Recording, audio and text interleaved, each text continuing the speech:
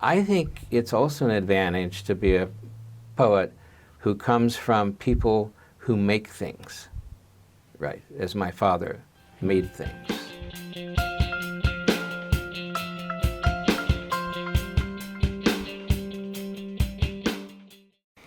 I read The Art of the Lathe recently, and then I reread it for the interview.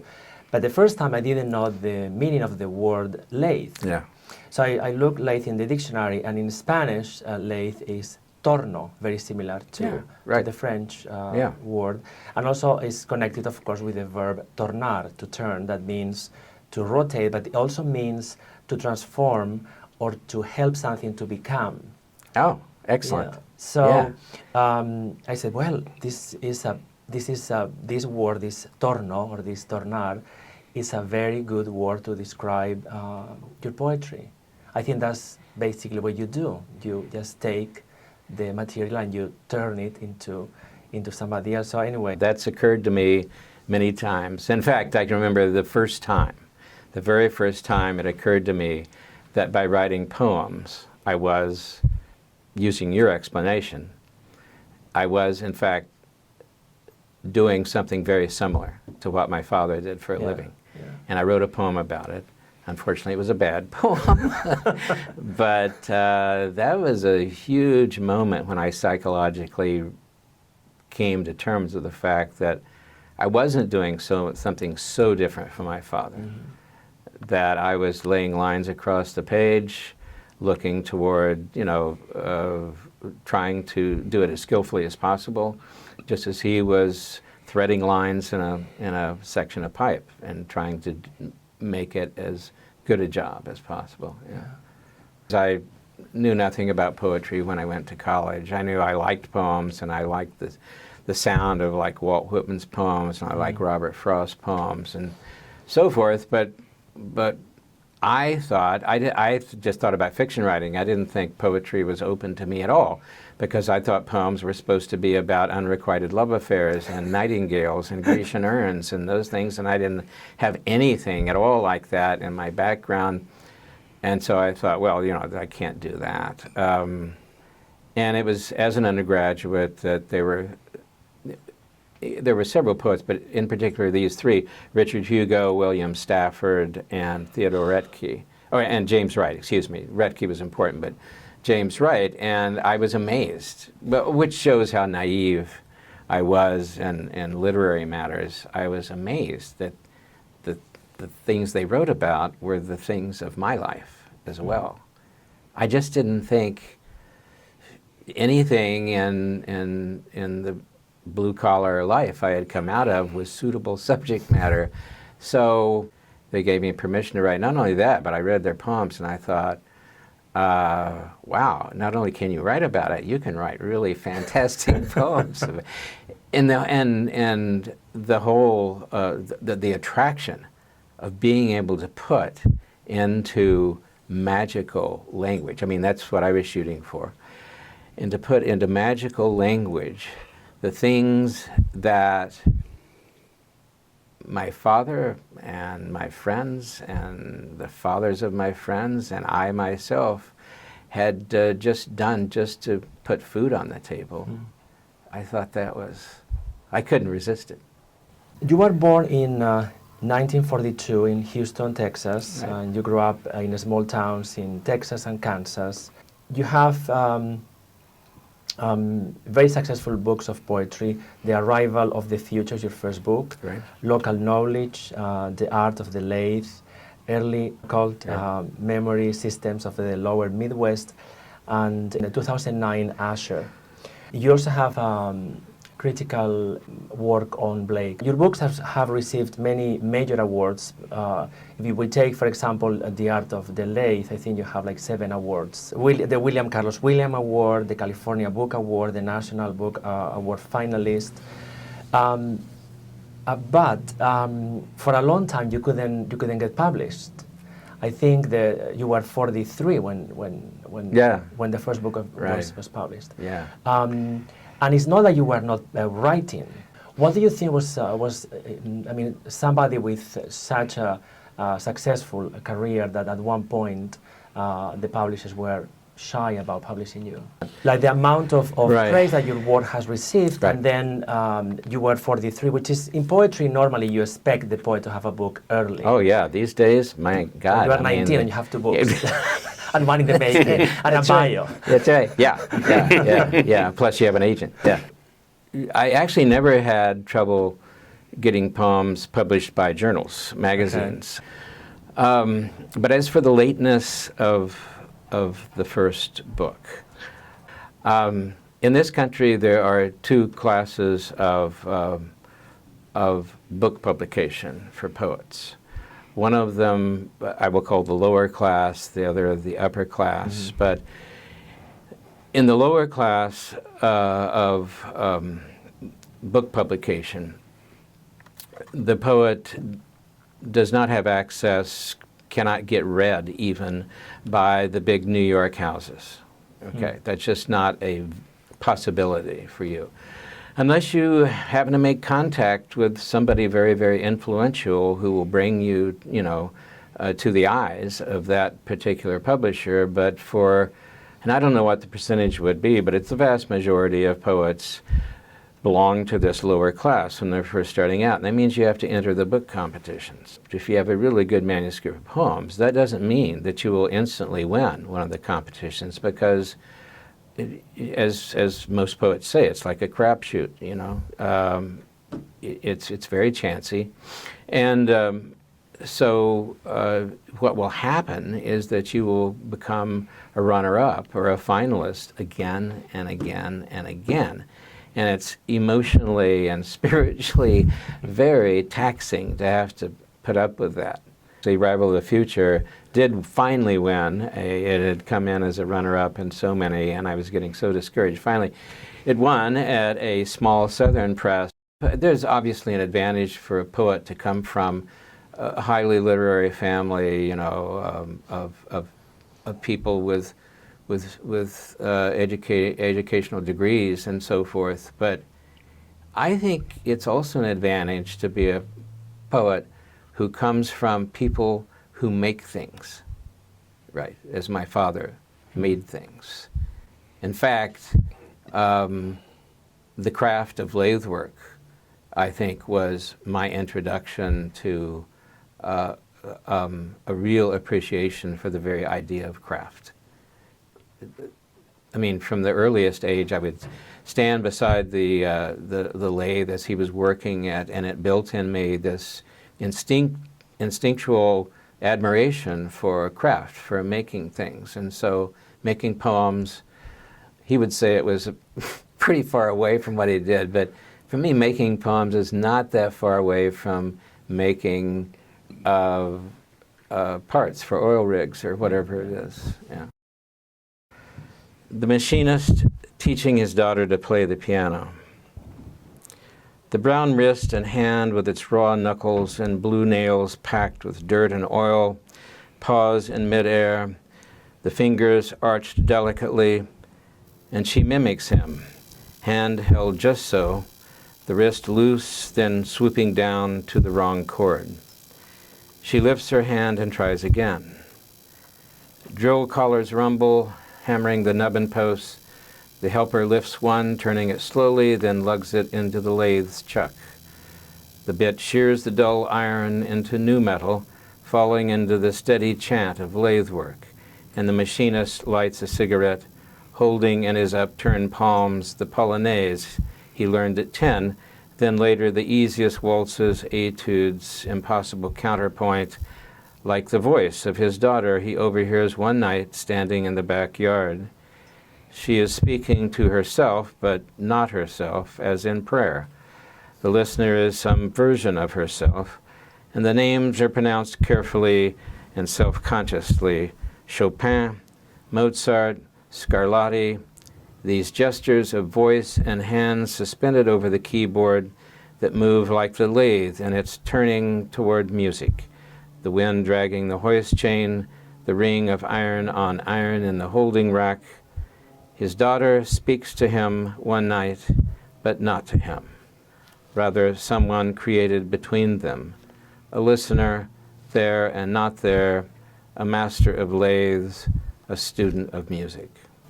In an interview with Paul Mariani that Yes. appeared in 2005, you talk about the vertical line and the horizontal line of your poems, and probably you have talked about this many times.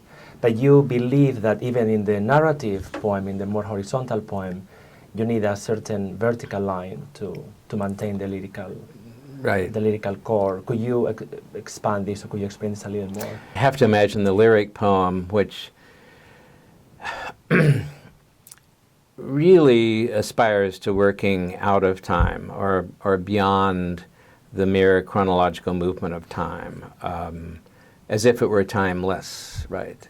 Imagine that as a vertical axis, and then a narrative poem as being a horizontal movement through time. I think you can, and certainly, poets, a good example would be Rilke, have done this, have written poems that exist in a dimension of no time, pure vertical movement. I don't think you can write a good narrative poem that has nothing but chronological or horizontal movement to it, and you have to have some kind of lyrical depth. So what I learned, at least, trying to write narrative poems, and I wasn't always interested in that, it was actually only about mid-career that I really became interested in that. I don't think you can follow that flat horizontal axis. I think you have to somehow travel a line of movement between the vertical, the lyric, and the horizontal. And there are various ways that happens. I have one particular strategy that seems useful in some cases, not all cases, but other than that, it's something I really only know to do out of just the habit of doing it. As a reader, I appreciate humor in poetry, and humor sometimes is not easy to find. But in your work, sometimes in the middle of the desolation, the hard work, the sweat, and the roughness, you have time for humor. How important is this ingredient in your poetry? I wish it were more important. I really do. I'll just mention the names of a couple of LA poets, and I'll bet you know them. But Charles Harper Webb and Ron Kirchie, they write funny poems so well. And I wish I could write funny poems that well. I mean, I wish I could will myself to write funny. But it's a special talent. And I think when the humor, I don't think I plan humor. Well, okay, there's a poem called Brazil where I wanted to be as funny as possible. But usually I think it happens sort of accidentally. It just happens to come in. And I welcome it, always, almost always. But I find writing funny, to do so intentionally is pretty difficult. Yeah. The other thing I wanted to talk about is the sound quality of your work. I mean, I was very attracted to this. I don't know if there are alliterations or games or repetitions that you have all over your work. If one sound is a small thing, and craft is a small thing done well, how do you do sound in your poems? Well, thank you for noticing that. Yeah, that makes me proud that somebody actually hears that I work hard. I work hard to get the right sound. That's sort of intuitive to try to get the right sound, but from early on, I thought, again, because I was just working alone, I thought sound was hugely important to poetry. No, I didn't think it. I knew it. I mean, because I was, trying to read the masters, reading Shakespeare and Keats and Donne and Tennyson and poets who had a real musical quality to their poetry. And so, but I need to say one other thing, too, that's very important here. The first teaching job I ever had was at a little college in Nebraska, which was called Kearney State College at that time. And there was a wonderful poet there named Don Welch, and he taught a class in prosody. I knew almost nothing about what is prosody, which is actually the study of sound in poetry. I set in on that class, and it was revelatory for me. I felt like I was being introduced to the inner life of poetry. I would make up little exercises for myself to do things that involve the meters, or things that had to do with sound texture. Sound texture really became more important to me.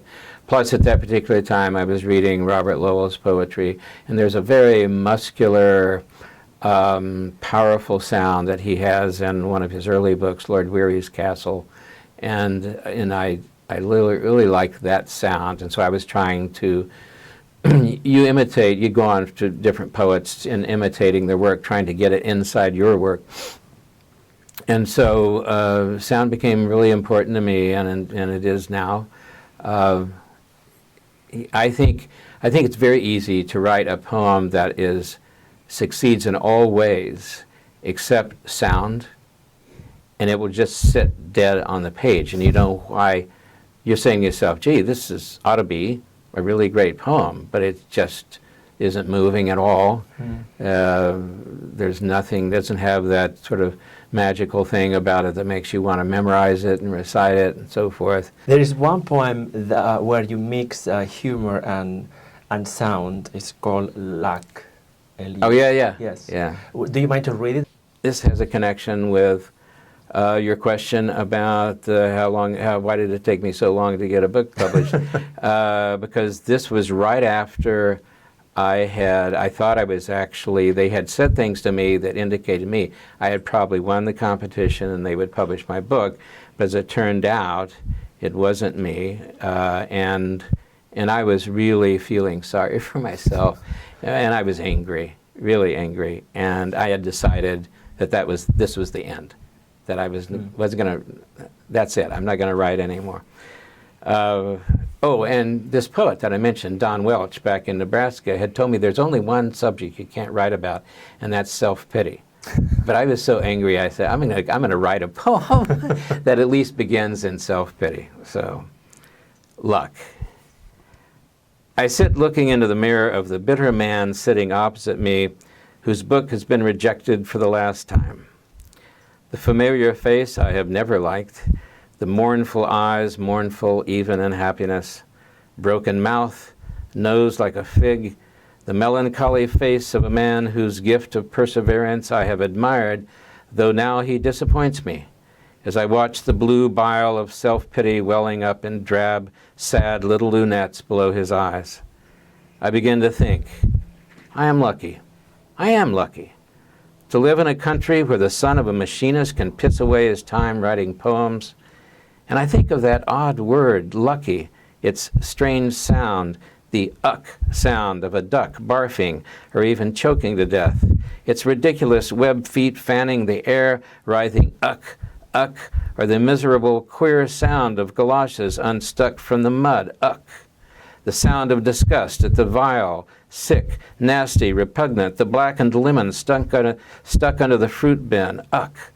The gross, the foul, the lucky, rhyming with fuck-e, as in fuck Everett written in dust on the back of a semi hauling dog food to Peoria, or painted in day glow on the water tower by E's acne-ridden rabid ex-girlfriend. But there is, on the other hand, Lucky's lovely L sound, preferred by Yeats among all phonemes, called a liquid, and cited in all the intro to poetry texts for its melody, its grace, its small-breasted, skinny-hipped, lithe evocativeness. L, the Audrey Hepburn of consonants, as in lily, ladle, lap, lip, lust, labia, loquacious, or lucky. For example, hail, good fortune attend thee, Horatio, you lucky bastard, or good luck, Leonard, I hope you get lucky. Or the word being implicit in the deed, therefore the very act, the event of luck. The sun coming out in the fifth inning, a $10 bill falling out of the dryer, the tragic diagnosis reversed, Jules and Jim and One-Eyed Jacks back to back, no school, a cool summer, a warm winter, the big beautiful book containing 20 years of poems with your name on them. Lucky. A stupid word, a wrong word. easily used, badly understood, the tiny, pathetic, wet dream of me and Everett and that whole town surrounding a water tower where a girl stands with phosphorescent green paint dribbling down her wrist, mumbling, luck. Oh, luck. Just a little. Just some luck. I was still angry after I had finished the poem, and I remember I immediately, after writing the last line, went down to my favorite bar and began to drink my anger away, yes. Some of your iconic poems, like Beauty or The Memory Palace, or one of my favorites, the Blue Buick. Thank you so much for using the adjective iconic. They are iconic poems. In these poems, you go all over the place, and this is not a literary term, to go over the place, but the critics say is digressive flexibility. Are you afraid of losing the reader? Or you assume the reader is always going to be a very diligent, a very committed reader? Yeah. One problem that poets have pretty much all the time is the problem of being as precise as they would like in the understanding of the reader. You don't really know who your reader is. At some point, I think, in your development as a poet, you have to have a sense of the reader. I certainly believe that when you write poems, you ought to be conscious all the time that you're writing for a reader. I don't think that poets should ever be required to dumb down the poem, which means I don't think they should feel obligated to write poems that are understandable to someone who doesn't know how to read a poem, and there are many people that don't know how to read a poem. On the other hand, there's always a question, is my reader going to stay with me? A very necessary thing for a poet is to be a reader himself. And so measuring what you're doing in the poem against your own experience as a reader of poems, you really have to kind of guess. But I've spent, and I'm sure other poets have spent, days and weeks going back and forth about a particular line that we're not sure will get through to the reader.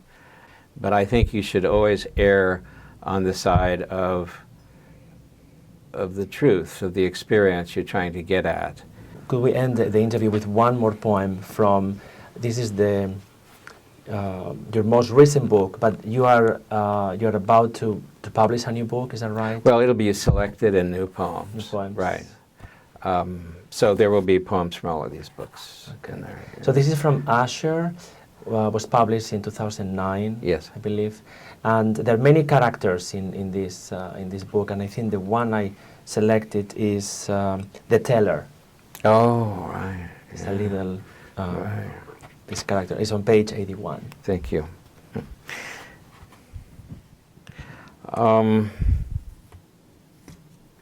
At one time, I had it in mind with a photographer to do a book on one of the scandals of our country, which it does not seem that many people are aware of, and that's all those little towns in the Midwest turning into ghost towns.